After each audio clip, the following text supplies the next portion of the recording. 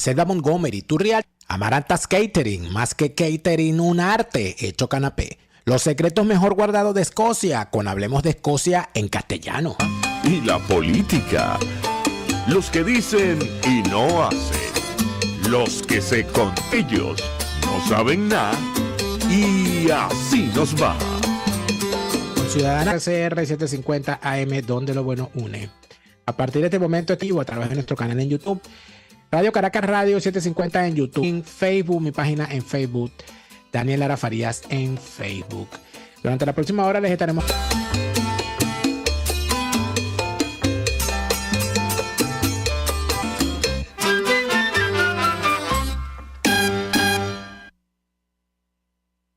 Ya estamos entonces a través del Instagram también de Daniel. Se acaba marzo. Marzo. El mes de mayo. Mayo. Caracas, ya empezó a colapsar Caracas. Es increíble cómo todos los años, como incluso en el plano de si tiene carro, pero si tiene que agarrar un autobús, si tiene que montarse en el metro, usted ve a perder por lo menos un cuarto del día haciendo malabares para poder, donde los drenajes, donde una calle tiene un drenaje que traga de verdad, que aquí no se le hace mantenimiento. Yo me imagino, pero el hecho es que aquí todos los años es el mismo cuento, es la misma historia en Venezuela. Y ha comenzado otra vez, pues, la desgracia, otra vez esa cosa tan pintoresca, ¿no? Que tienen ciertas calles de Caracas y basura que navegan en medio de esos ríos causados por las lluvias. Y eso que no hay. El asunto es que uno se pregunta hasta qué punto termina donde la noticia es que la noticia se repite. Yo recuerdo una vez a Guaira, en un autobús, ahí en la parada de Caracas, La Guaira. Y había llovido en Katia, porque yo estaba en Gato Negro, porque la cosa en el centro estaba tan caótica que uno se te mete en la universidad. Eso sería a finales del año 97. Supuesto, estaba colapsada la ciudad, entonces todo aquel rollo. Y entonces me acuerdo que un buhonero, una señora estaba diciendo, no, que qué horror, que a este alcalde que tenemos, que no es capaz de limpiar las alcantarillas y los drenajes, porque aquí por supuesto, que siempre tenían, el vendedor de periódicos siempre tenía una característica, que siempre estaba informado. Y siempre tenía una opinión. Tú podrías decir la misma frase en cualquier ciudad de Venezuela, en cualquier tiempo. No hay manera. Entonces tú dices, oye, va. No, estos son cosas nada más, por ejemplo, que ocurren el 23 de enero. No, es cada barrio, pues sí, entiendo yo que hay un barrio que se llama El Calvario, y hay unos barriecillos allí, ¿no? Pero no es que tú te vas para cualquier lado, desastre. Hablando de un país donde hay tantas dificultades para que la gente tenga vehículo propio, bueno, en realidad el tema del transporte público es la norma en Europa. En Estados Unidos no tanto, depende de la población. Por ejemplo, en la Florida es muy complicado desplazarse en transporte público. Es una ciudad construida básicamente para el vehículo propio, pero en otras partes no. Yo estuve en Boston y en Boston tú puedes andar a partir de metro y de los autobuses también, ¿no? Entonces hay un buen sistema de transporte público. En Nueva York, por ejemplo, también puede ocurrir lo mismo, ¿no? Pero en general, Venezuela, que es un país que por limitantes económicas tiene tantos problemas con el parque automotor para que la gente acceda a él desde el punto de vista del vehículo propio, pues es su historia de las carcachas circulando por las calles, que son estos autobuses, nuestra vieja historia de lo que fue el metro y ya no es, y donde lo que era el ciudadano en la superficie, digamos, en la superficie y lo que era en el subterráneo, ya eso no existe. Ya la gente se hace pupú en el metro, la gente se orina en el metro, ya la gente se vomita en el metro, ya la gente hace lo que le da la gana en el metro. Eso te demuestra que el problema no es el alcalde. No. Te demuestra que el problema ni el estrato no sociocultural, el estrato no es el problema es Venezuela. Claro, no, el problema es que todo esto está upado por el chavismo. Y Venezuela con todos adentro. Claro, porque es que el chavismo no es más que la exacerbación de las taras nacionales convertidas en virtudes. O sea, unos tipos que han convertido las taras en virtudes. O sea, aquí cuando Hugo Chávez salió en televisión nacional, en cadena nacional, en un acto militar, con toda la tribuna protocolar llena de los principales poderes del país diciendo, si una persona tiene hambre y roba, ¿cómo se le puede juzgar? Yo también robaría. Y se volteó Si mis hijos tuvieran hambre, yo también robaría. Y se volteó para la tribuna y vio a la que era la presidenta de la Corte Suprema de Justicia de aquel entonces, Cecilia Sosa Gómez, que anda por ahí ahora promoviendo no sé qué, porque ella siempre promueve algo, ¿no? Zozobra, aparte de zozobra, ¿no? Pero la señora salió y dijo no. Ahí sentada con su cara y su sonrisita, ahí como un... O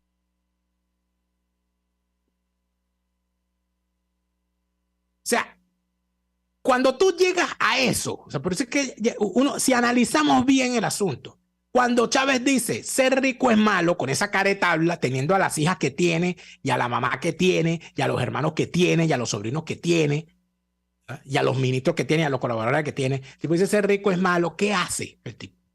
Pero para empezar, es que la sociedad venezolana es lo suficientemente cínica como para pensar que de verdad ser rico es malo, porque lamentablemente las grandes fortunas de un tiempo para acá, de hace bastante rato, se han hecho al amparo de negocios sucios bajo la sombra del Estado. Antes, durante, ser rico es malo hoy no tiene un poquito de sentido, porque ¿quiénes son los ricos? Los chavistas, una partida de delincuentes todo. Claro. Una partida de delincuentes todo. Aparte de eso, ya en Venezuela no ser rico es malo, ya ser rico es sospechoso. Porque es imposible que un país que quebró con todos adentro, donde quebró la industria petrolera, donde la industria petrolera que se pensaba que era imposible, o sea, nadie hubiese pensado en la historia que la industria petrolera venezolana era capaz de quebrar, ni los peores cánticos agoreros a raíz de la... Chicos, ni Uslar Pietri, que se sentía heredero de San Juan el Apóstol, que el que escribió el Apocalipsis. O sea, ni siquiera Uslar Pietri, que siempre tenía un escenario apocalíptico a flor de labio, fue capaz de decir que un día iba a quebrar la industria petrolera. Él dijo cosas apocalípticas. Él dijo que va a llegar un momento en que los venezolanos van a tener que hacer colas en las calles para que le den un plato de sopa. Eso lo dijo Uslar. Pero Uslar, dentro de todo su escenario catastrofista, nunca fue capaz, su mente, de llegar a que la industria petrolera iba a quebrar. Y la quebraron estos malditos. Quiebran la industria petrolera. Chosa, perdón. Y no se trata de que yo les tenga envidia, porque si algo no envidio yo, amigo mío, es el dinero, gracias a Dios. No porque tenga mucho, sino porque con lo que tengo, lo tengo trabajándolo. No lo tengo robándolo, ni lo tengo malversando, ni lo tengo especulando, ni lo tengo poniendo carros bomba para comprarme unas acciones baratas y después vender la cara. Yo afortunadamente no tengo esos delitos. Yo no tengo delitos en mi vida, gracias a Dios. Pero ponte a pensar. Entonces uno llega a unas conclusiones y uno dice, oye, pana, esta gente, ¿y cómo lo hace? Pero ¿y cómo lo hicieron? ¿Cuál es el negocio? Uy, no, el negocio todos sabemos cuál es. ¿Cómo lo hacen? ¿Cuál es el negocio? Nosotros vamos a la pausa comercial y venimos... Daniel Lara y Neomar Hernández, solo por RCR 750 AM. Puedes seguirnos en nuestras redes en Twitter, @RCR750, la radio que se ve. Un espacio que analiza y debate la coyuntura política, económica y social de nuestro país. Palabras más, palabras menos. Informes, entrevistas, análisis y discusiones sobre los temas de actualidad. Es lo que más te puedo dar. Por RCR 750 AM.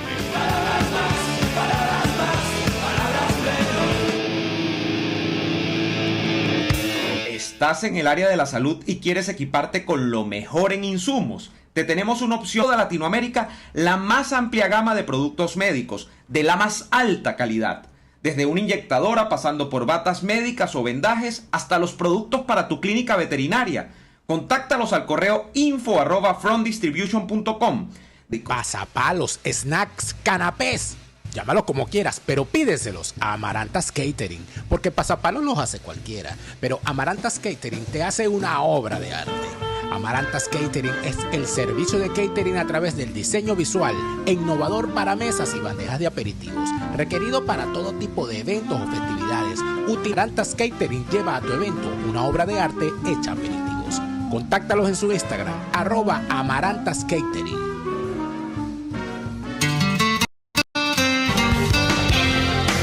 Que contar con Lara y Hernández, solo por RCR 750.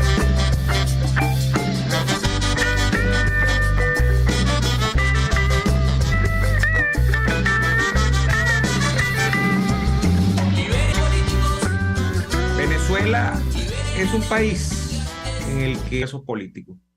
Venezuela es un país en el que hay más de 150 militares, mujeres, por razones políticas que están.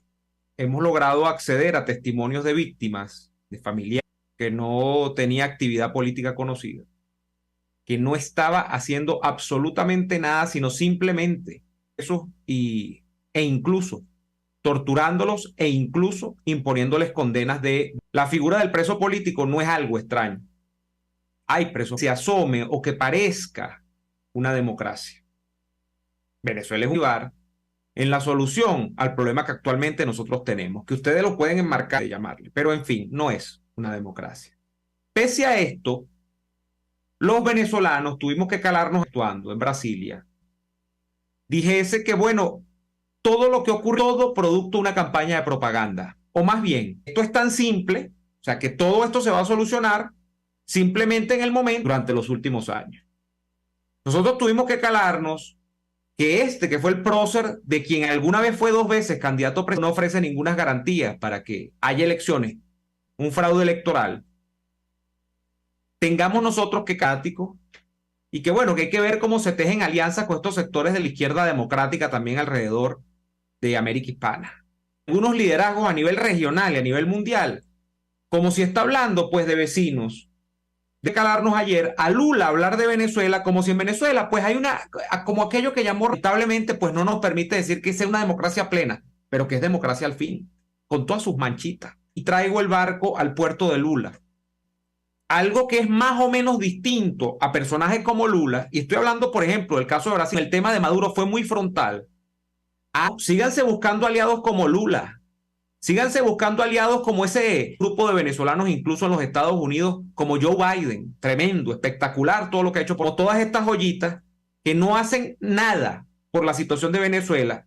Y peor aún, en todo para ¿quieres o hacemos el corte comercial? Fíjate, antes de hacer el corte, quiero referirme a un hecho, la asociación Prisoner Defenders, por supuesto, lo relacionado a la persecución, y me ha hecho llegar el señor Javier Larrondo, a quien le agradezco mucho por tener que el informe es el primer estudio integral sobre la tortura en Cuba. Arroja que existen 15 patrones de tortura. Y las 15 torturas, los 15 patrones de tortura, trabajos forzados no propios de su condición de procesado o condenado. Patrones posturales altamente incómodos, dañinos, degradantes y prolongados. Como por ejemplo, prolongados. ¿Se acuerdan de la tumba? Allí encerrado con luz blanca durante días para desorientarte. Es decir, desaparición forzosa. Privación del sueño de forma intencional. La tumba o a Venezuela. Nos meten en una celda de ruido permanente para que no puedan dormir. Privación de comunicación con la familia, despliegue o exhibición amenazante de armas o elementos de tortura. No están presos allá al lado. Tu hijo se murió. Esas son las narraciones. Y por supuesto la consabida humillación, la degradación. Cuando uno ve estas cosas, uno entrista al régimen chavista es en su capacidad de torturar a sus ciudadanos. Si en algo se parece, es en sus esbirros. Vamos al corte y ya venimos con más de Yacinova.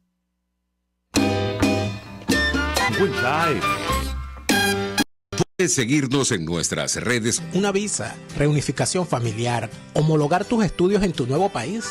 Todo eso es o cualquier trámite requerido. Comunícate ya con María Consuelo Míguez para evaluar tu caso y resolverlo. Cefaro completamente en castellano. Hablemos de Escocia en castellano. Hablemos de Escocia en castellano es el aliado para descubrir los misterios del lago Ness, la maravillosa Edimburgo, el encanto de sus castillos y, por supuesto, estos mejor guardados de Escocia. Porque lo bueno une.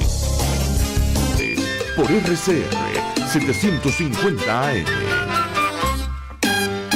Feliciano, que me escriba a través de nuestras elecciones en España. Hablamos de eso ayer. Por aquí nos dice, hicimos un programa aquí el viernes, hicimos un programa Neomar y yo en mi canal El saludos al Chamo Luigi, saludos a Robert, que nos saluda también desde Londres. musical en Spotify. Saludos a Naika Díaz, saludos a Tamari, saludos a Migdalia. Pero de todas las cosas que han ocurrido en estos días, saludos Juan, Eurea. Entre todas las cosas que hemos visto, está Pedro Urea y Anabel, un abrazo. Freddy nos saluda desde Melbourne, Australia. Y puro ofreciéndole electricidad al estado de Roraima.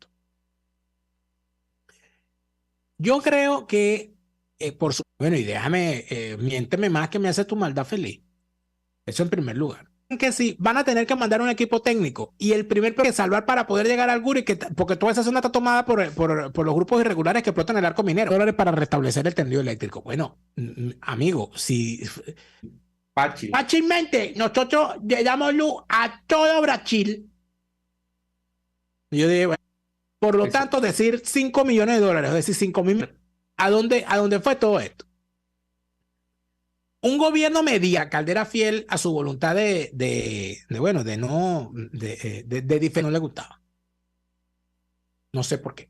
Es mi percepción, de repente estoy equivocado. Donde tenían nada más y nada menos que un presidente narcotraficante, como Ernesto Samper, en el poder. Pero tenía una política establecida por su predecesor, Carlos Andrés Pérez, que creo que hizo algo bueno en su política exterior. Que fue que Carlos Andrés Pérez, y esto por supuesto se marca a decir que Carlos Andrés era colombiano, el que era colombiano era el papá de Carlos Andrés, pero Carlos Andrés en el culto a Saibaba, para variar, entre otras cosas. Bueno, con todo eso que había, con Carlos Andrés Pérez, Alfredo Peña, y sobre todo como joven, y promover una agenda de odio hacia Colombia, y de bombardear la política de norma colombo-venezolana que hubo, que casi nos llevó a la guerra en el año 87 con el incidente de la corbeta Calda, que evidentemente fue una jugada de grupos vendedores de armas. Porque ¿y cuántos escándalos de corrupción no salieron? ¿Cuántos presupuestos para la repotenciación de las fragatas no se hicieron? ¿Cuántos presupuestos fronterizos en la frontera para restablecer los teatros, operaciones, toda esa cantidad de cosas? Por supuesto que eso fue una jugada en ambos lados del Arauca. Fue salir, vamos a darle volumen a esto. No va a haber ningún conflicto por el tema del mercado andino. No hubo un gobierno más andinista. No hubo gobierno. Por supuesto, Caldera, en su intención de desmarcarse de cualquier cosa que obliga a la conquista. Mi papá siempre lo cuenta con mucha gracia. Porque mi papá es política de conquista del sur. Mi papá empezó a trabajar. Entonces, la conquista del sur era una cosa donde había que desarrollar unos vuelos de aeropostal. Vaya. Entonces, de donde salió un tipo como Bernabé Gutiérrez. Nada más por eso se acuerda de eso con muy malos recuerdos, porque recuerda que que lo iban a mandar para allá, y entonces le dijeron, vas para el Amazonas. Entonces, no sé, que él se imaginó que iba a encontrarse a las Amazonas allá, y aquella cosa, y lo primero que hicieron fueron, y todo aquello. Entonces, bueno, Caldera llega a su segundo gobierno y le va, ojo, que para eso Caldera, eso al narcotráfico colombiano, porque es que pusieron a un presidente en Colombia, ¿cómo te ibas a retratar tú? Entonces, pues en stand-by, inclusive hubo declaraciones fuertes, hubo situaciones difíciles. Hubo entonces la colaboración en materia eléctrica entre desmejorada en cuanto a sus capacidades, se lograra para que no se molesten los calderistas. De un gobierno medianito, de un gobierno que no tenía los recursos que... Yo me acuerdo, chico, de Omar Hernández. Escucha, un petrolero en el segundo gobierno de Caldera. Y inclusive en determinado momento llegó un pico de que pasó los 20, bombardeo contra Irak y todo, y eso alteró los precios en el mercado y cayó la producción que se le permitió a Irak, y eso desató el Fondo de Estabilización Macroeconómico, que era esta gente, esto qué decírselo a la gente, porque la gente se le olvidó estas cosas. Tenían a Omar Hernández, yo no sé si tú vivís, bueno, es que yo creo, no, yo vi como 8 estadísticas, 8 economía de carrera, y se tenía que discutir. Yo recuerdo a mi profesor Richard Puertas, mi profesor de Relaciones Económicas Internacionales, cómo llegaba en la mañana, él decía, ustedes tienen que leer la prensa económica especializada, sobre todo la prensa internacional, porque en aquel entonces el internet era una quimera, Neomar, todavía era una cosa muy restringida. Entonces yo llegaba al pasillo de ingeniería, a donde estaba la señora, oye, que se me olvidó su apellido, que tenía aquellos lentes, así que era una señora que hablaba un francés. Sí, vale, esa señora murió. Eran dos. Una que estaba al principio, otra que estaba al final pegada del paciente. Y ella vendía los periódicos internacionales. Amigos, se vendía Le Monde Diplomatique, se vendía el Financial Times, se vendía la Newsweek, se vendían eso. Si tú le encargabas, te llegaban. Y ahí en Plaza Venezuela había un kiosco que se llamaba La Prensa Internacional, creo que se llamaba así el kiosco internacional, donde tú comprabas la prensa internacional, comprabas El País de España, El Mundo, el ABC. Claro, porque como dices tú, no era internet, o sea, tenías que... Y empezaba a leer, y de repente él empezaba la clase más temprano porque él se iba temprano, porque trabajaba horario de oficina. Y de repente el tipo dice, fíjese, esta noticia. Aquí dice que en los Estados Unidos van a aumentar los tipos de interés. ¿Por qué? A ver, ¿por qué? Y te preguntaba, te preguntaba, Neomar, ¿por qué? Y entonces el profesor, y entonces tú tenías que responder, porque decía, sube los tipos de interés para desestimular. Y la gente decía, ¿usted por qué? Él a mí no le gustaba preguntarme, porque él veía que yo se leía el periódico, entonces él se daba cuenta que yo estaba al tanto. Que entonces, tú estabas enterado. Oye, porque si tú aumentas la tasa, entonces te voy a explicar, porque si tú aumentas la tasa de interés, al aumentar la tasa de interés, eso favorece que la gente pida menos crédito para gastar, claro, se endeuda menos, entonces hay menos circulante. Antes se discutió el presupuesto. Yo recuerdo que en mis clases de economía, cuando había una discusión del presupuesto que se iba a aprobar, esto se discutía en la clase. Mire lo que dice, revise allí lo que dice el presupuesto, que hay pauta para esto. ¿Y qué pasaba? En cuanto a la gran discusión, ¿cuál era? Esto no lo saben los más jóvenes. ¿Tú sabes cuál era la gran discusión que había en Venezuela cuando se acercaba el último trimestre del año, que era cuando se estaba discutiendo el presupuesto del año siguiente? ¿Cuál era? Para hacer el presupuesto nacional. Y esa fue la gran discusión que se hizo cuando llegó Chávez, cuando Chávez era presidente. Ahorita vamos a discutir la política petrolera de Tarek El Aissami, que es tan maravillosa. Mira, cuando Chávez era presidente electo, ya que había ganado las elecciones el 6 de diciembre, todavía se estaba discutiendo el presupuesto del año que viene, que era el presupuesto que iba a ejecutar él. Claro. Y petróleo a $13 por barril. Y la discusión de Chávez era que él no estaba de acuerdo, que tenía que ser a 11, porque las previsiones eran hacia la baja. ¿Y qué pasaba? Cosa que fue cierta. ¿Y qué pasaba? Claro, eso no lo decía él, porque eso lo decía Marisa Saquire, que era la ministra. ¿Qué pasaba? Que cuando hacías el presupuesto, esos de 11 por encima, eso no se lo podía gastar el gobierno. Eso iba al Fondo de Estabilización Macroeconómica.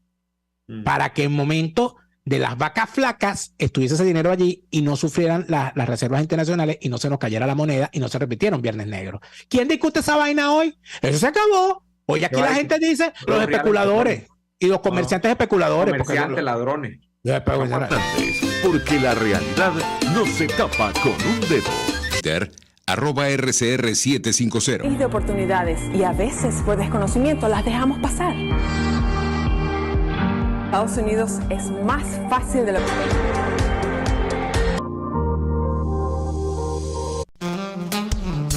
Hola, soy Blanca Rosa Mármol de León. Mediodía en Buen Provecho. Conéctese con nosotros 150 AM, porque lo bueno une.